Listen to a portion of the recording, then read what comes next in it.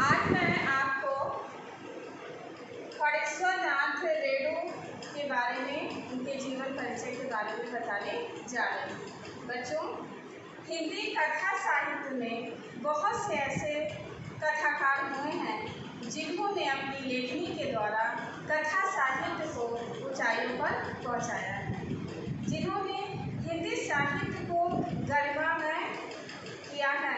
आइए ऐसे ही महान रचनाकार खड़ेश्वर नाथ रेणु के बारे में हम लोग जानकारी प्राप्त करते हैं। जन्म: खड़ेश्वर नाथ रेणु का जन्म 4 मार्च सन 1921 को हुआ।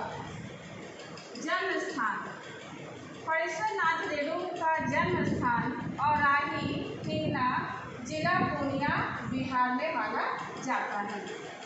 खड़ेश्वर नाथ रेणु ने हिंदी साहित्य को बहुत सारी रचनाएं दी हैं, जिसमें उपन्यास के रूप में मैला आंचल, परती परिकथा, दीर्घ तपा, कितने चौराहे आदि प्रसिद्ध हैं।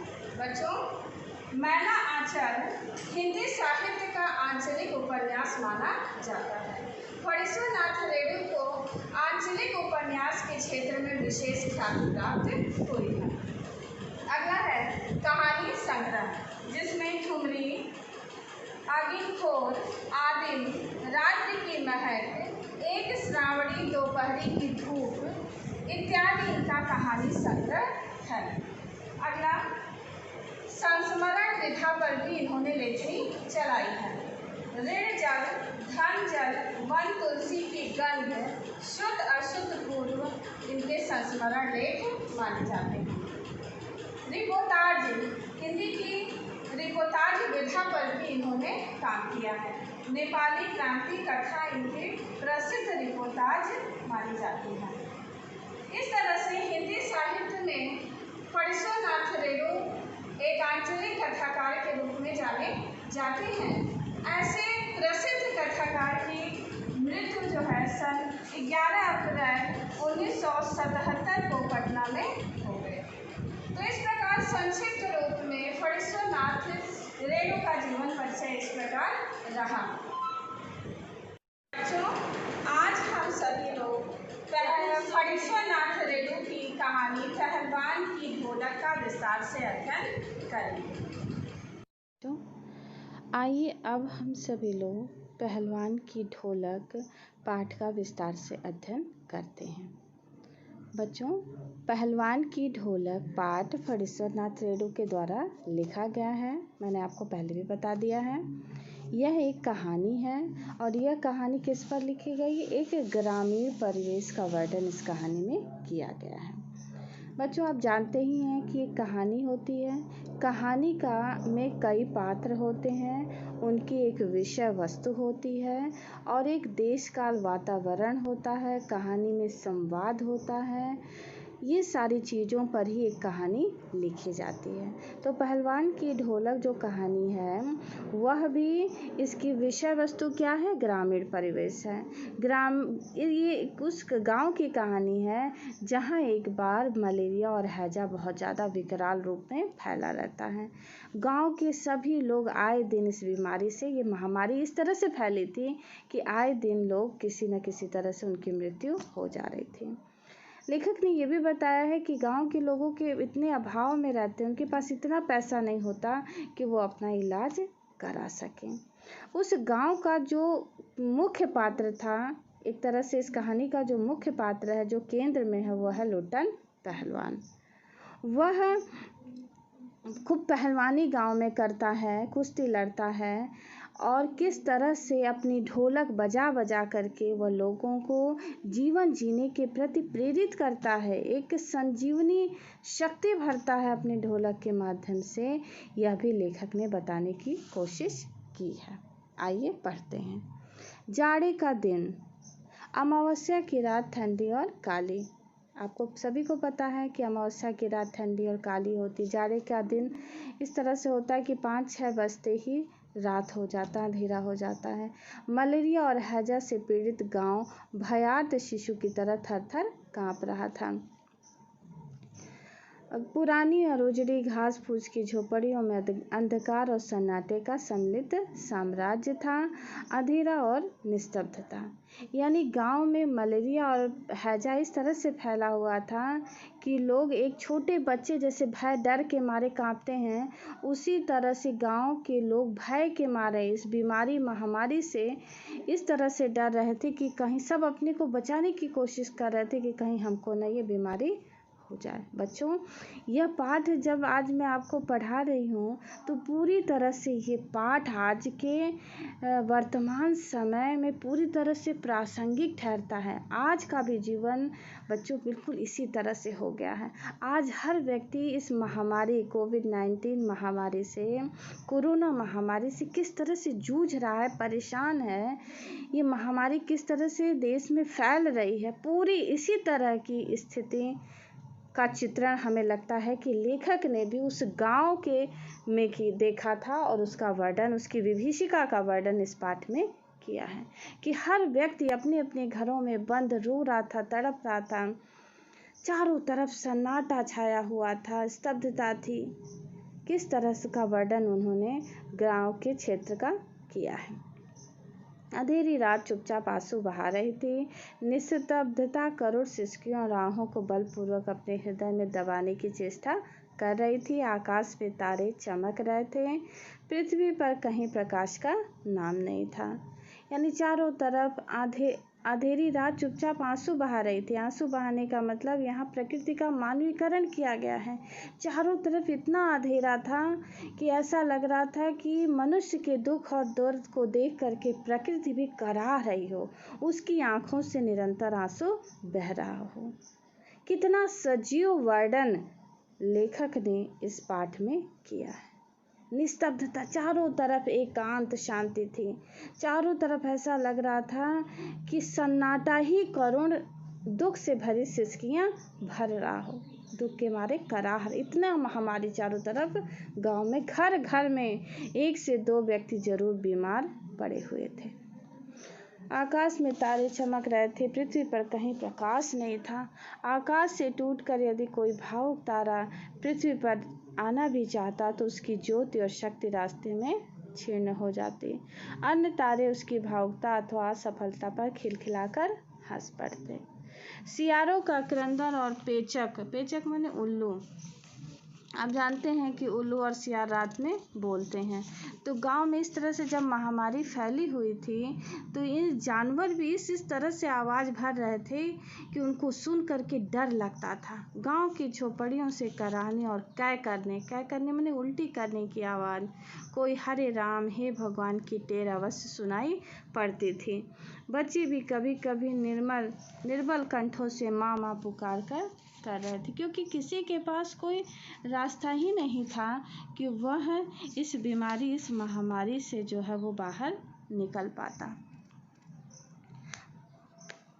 पर इससे रात्रि की निस्तब्धता में विशेष बाधा नहीं पड़ती, क्योंकि इतने सब कमज़ोर हो गए थे इस बीमारी से कि किसी की आवाज़ एक कमरे से दूसरे कमरे तक नहीं जाती। सब आपस में ही कराह रहे थे। कुत्तों में परिस्थितियों के टालने की एक विशेष बुद्धि होती है। वे दिन भर राख के घूरों पर गठरी की तरह सिकुड़ कर मन मारकर पड़े रहते थे। संध्या या गंभीर रात्रि को सब मिलकर रोते थे। इस तरह से होता था। बच्चों, कुत्ते जब भी कुछ अशुभ जैसा होना होता है तो अक्सर गांव में ऐसा कहा जाता है कि कुत्ते रोने लगते हैं, तो बड़ा अशुभ माना जाता है। तो इस तरह से महामारी गांव में फैली हुई थी तो कुत्ते भी इस बीमारी से बड़े दुखी थे। ऐसा लगता था कि मनुष्य क्या, जानवर भी बिल्कुल बेहाल है, परेशान है। रात्रि अपनी भीषणताओं के साथ चलती रहती और उसकी सारी भीषणता को ताल ठोक कर ललकारती रहती थी सिर्फ पहलवान की ढोलक। उस पूरे गांव में एक लुट्टन नाम का पहलवान था, जिसके अंदर बड़ा ही हिम्मत था, जोश था, उत्साह था, जो शाम के समय से बैठ कर के ढोलक बजाता था और लोगों में जिजीविषा उत्पन्न करता जीवन जीने के प्रति। संध्या से लेकर प्रातः काल तक एक ही गति से बजती रहती। चट धा गिर धा, चट धा गिर धा, यानी आ जा भिड़ जा, आ जा भिड़ जा, यानी लोगों को बताता कि हमें इस महामारी से, इस बीमारी से लड़ना है, बचना है, अब इससे बाहर निकलना है, हमको चिंता नहीं करना, परेशान नहीं होना है। इस तरह से लोगों में ये उत्साह उत्पन्न करता। बीच बीच में चिटाक चट धा, यानी उठाकर पटक दे, लोगों को उत्साह जगाता कि अभी हिम्मत नहीं हारना है, आगे बढ़ना है, इस बीमारी से लड़ना है। उठाकर पटक दे, यही आवाज़ मृत गांव में संजीवनी शक्ति बढ़ती रहती थी। इस प्रकार पहलवान जो था वो ढोलक बजा बजा करके लोगों को उत्साहित करता रहता था कि हमें अभी इस बीमारी से हारना नहीं है, अपने को बचाकर रखना है। बच्चों, आज वर्तमान समय की स्थिति भी बिल्कुल ऐसी ही हो गई है। आज भी हम ये प्रेरणा हमें दे रहा है पाठ कि हमें इस कोरोना महामारी से लड़ना है, अपने को सुरक्षित रखना है, बचाना है, हिम्मत नहीं हारना है, क्योंकि परिस्थितियां बड़ी ही प्रतिकूल होती जा रही हैं। देख रही हैं आप लोग कि किस तरह से ये बीमारी दिनों दिन बढ़ती चली जा रही है। लेकिन ठीक है, परिस्थितियां कभी अच्छी होती हैं, कभी बुरी होती हैं, लेकिन हमें हिम्मत नहीं हारना है, अपने को सुरक्षित रखना है और इस बीमारी से का डट करके मुकाबला करना है और इससे हमको जीतना है। इस बीमारी को पूरी तरह से जड़ से उखाड़ कर फेंकना है।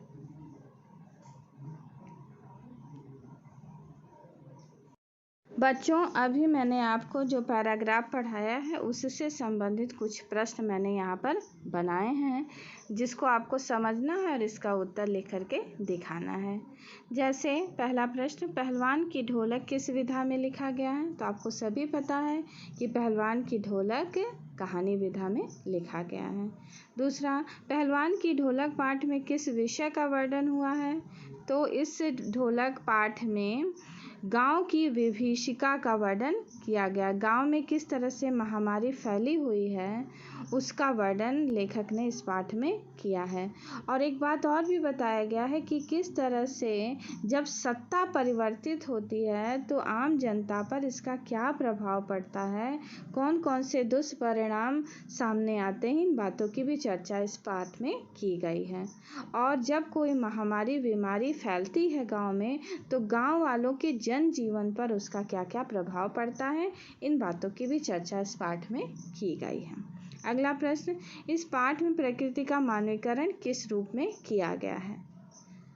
कई तरह से किया गया, जैसे अंधेरी रात चुपचाप आंसू बहा रही थी, निस्तब्धता करुण सिसकियां और आहों को बलपूर्वक हृदय में दबाने की चेष्टा कर रही थी, तारे भावुकता तथा असफलता पर खिलखिलाकर हंस पड़ते थे। ये सब मानवीकरण किया गया है। ठीक है। अगला, इस कहानी का प्रमुख पात्र कौन है? तो लुट्टन पहलवान। संजीवनी शक्ति से क्या तात्पर्य? संजीवनी शक्ति से तात्पर्य वह शक्ति जो हमें नया जीवन जिससे हमें मिले, वो संजीवनी शक्ति कहलाती है। इसके बारे में आपने पढ़ा ही है, रामायण में देखा है कि किस तरह से संजीवनी बूटी जब लक्ष्मण जी मूर्छित हो जाते हैं तो हनुमान जी जा कर के उनके लिए संजीवनी बूटी लाते हैं और उससे वो पुनः जीवित हो जाते हैं। तो ये तो बहुत लंबी कहानी, इसके बारे में आपने सुना ही है। संजीवनी शक्ति वह शक्ति होती है जो लोगों में जीवन जीने की शक्ति भरती है। ठीक है। अगला प्रश्न, पहलवान की ढोलक किस तरह से गांव में संजीवनी शक्ति भरती थी? जब गांव में चारों तरफ लोग रात के समय रोते थे, कराहते थे, सिसकियां भरते थे, बीमारी से परेशान थे, तो उस समय लुट्टन पहलवान अपनी ढोलक की आवाज़ से लोगों में संजीवनी शक्ति भरता था। ढोलक बजाता था तो जब लोगों के कान तक वो आवाज़ पहुंचती थी तो लोगों को प्रेरणा मिलती थी कि अभी हमें इस महामारी से लड़ना है, हिम्मत नहीं हारना है। क्योंकि वहाँ कोई एक दूसरे के घर जाता ही नहीं था, इतनी ज़्यादा बीमारी फैली थी कि हर घर में 2 से 4 जरूर बीमार व्यक्ति मिलते थे। इसलिए लुट्टन ही पहलवान रात में बैठकर कितनी तेज से ढोलक बजाता था कि उसकी आवाज़ जब कानों तक पहुँचती थी तो लोगों को एक नई ऊर्जा मिलती थी।